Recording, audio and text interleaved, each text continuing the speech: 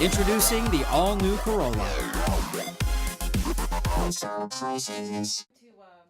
OB/GYN Dr. Tom Shea, a staunch advocate of epidural services for expectant moms, made the announcement this morning. He had been pushing to have epidural services become available for quite some time.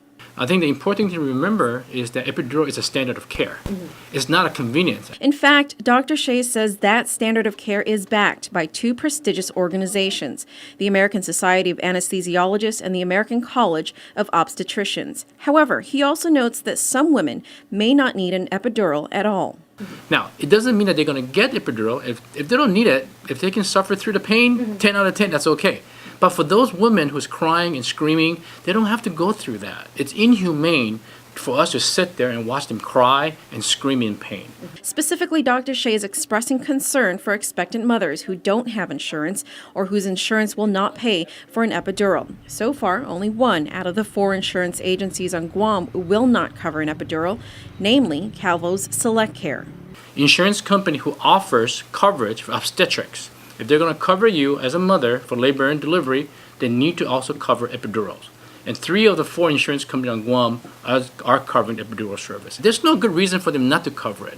And the denial that they gave to patients about whether or not it's a convenience or not, that is, to me personally, that's an insult to women, especially to mothers.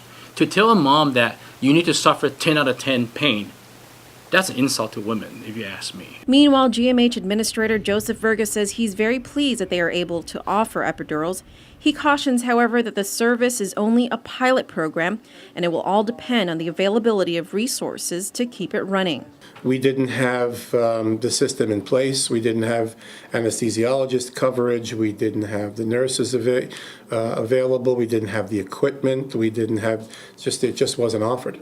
And so we've been working along, very hard, and Dr. Shea has been a real strong advocate of putting this in place. Verga also says that women who want the epidural service must meet certain criteria. She'll need clearance from her doctor first. She can then pre-register at GMH. If her insurance will cover the service, she must show proof of coverage. Anybody that doesn't have insurance, or if their insurance will not cover, then part of the program will be that when they pre-register, they will be required to make a deposit. Right now, we're requiring a deposit of $1,000 if someone wants it, if they don't have insurance, and if our insurance won't cover it. And depending on the service the woman receives, she may get some money back or get a bill for the rest. What is that 1,000 cover? Is there like a certain time? Well, the anesthesiologist, the nursing staff monitoring, the drip, the medication trays, the observation time. I mean, so there's a lot of factors that go into the billing, the CPT code. Okay.